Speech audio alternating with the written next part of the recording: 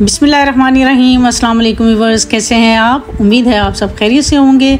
Bubble kitchen में एक और नई रेसिपी के साथ मैं आपकी खिदमत में हाज़िर हूँ। आज हमारे किचन में बनेगा जी बहुत ही मज़ेदार सा काबली पुलाव।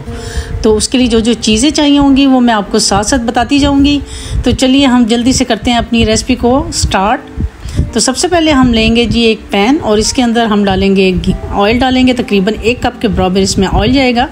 और फिर मैंने 2 अदद मीडियम साइज़ के प्याज लेकर तो इसको काट लिया था और ये अब हम इसके अंदर ऐड कर देंगे और इसको हम करेंगे जी अच्छा सा फ्राई, गोल्डन फ्राई करना है हमने इसको।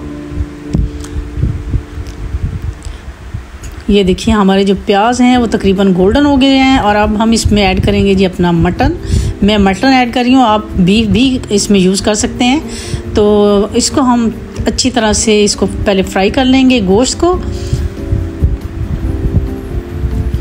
और फिर अब हम इसमें ऐड करेंगे जी 1 टेबलस्पून के बराबर इसमें लहसुन अदरक का पेस्ट चला जाएगा और इसको भी हम डाल के तो थोड़ा सा फ्राई करेंगे। फिर साथ ही हम स्पाइसेस ऐड करेंगे, बिल्कुल सिंपल से। हम इसमें पहले ऐड किया मैंने नमक, आप अपने टेस्ट के हिसाब से डालेंगे। और इसमें जाएगा ज़ीरा पाउडर बस, और इसके अलावा इसमें और कुछ भी नहीं जाएगा। और ये इसी से इसका इतना टेस्ट मज़े का बनता है कि मैं क्या बताऊँ।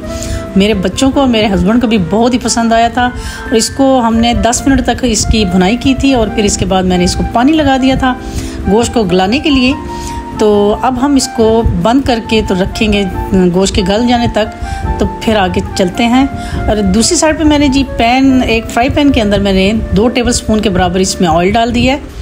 और साथ ही मैंने जूलियन में कटी गाजरें ली हैं, तकरीबन 2 अदद मैंने गाजरें ली हैं। और थोड़ा सा किशमिश तकरीबन 2 टेबलस्पून के बराबर। और इसको हम पहले फ्राई करेंगे, पहले किशमिश को फ्राई करेंगे, फिर उसके बाद गाजरों को इसमें डाल के तो इसको फ्राई कर लेंगे। और साथ ही हम इसमें ऐड कर देंगे 2 टेबलस्पून के बराबर इसमें चीनी चली जाएगी।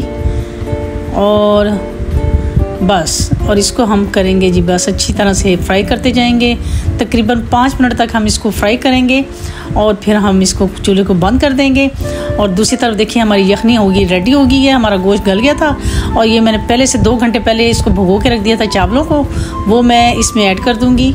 और जी अब हम इसको बस जैसे हम अपनी यखनी वाला पुलाव बनाते हैं ना, इसी तरह हमने इसके पानी को खुश्क करना है। ये देखिए तकरीबन हमारा पानी खुश्क हो गया है। और ये देखिए जी अब हम इसमें ऐड कर देंगे अपनी जो गाजरें और किशमिश था वो इसमें ऐड कर देंगे।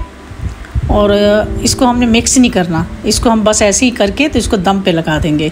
तकरीबन 5 मिनट दम लगाने के बाद ये देखिए जी हमारे काबली पुलाव की कितनी अच्छी लुक आ गई और इतने अच्छे खिले खिले चावल पके हैं कि क्या बताऊं। और ये टेस्ट भी बहुत ही मज़े का था। तो चलिए दिखाती हूँ उसकी फ़ाइनल लुक जी। तो व्यूअर ये देखिए हमारे काबली पुलाव की फ़ाइनल लुक है ना, देखने में मज़ेदार।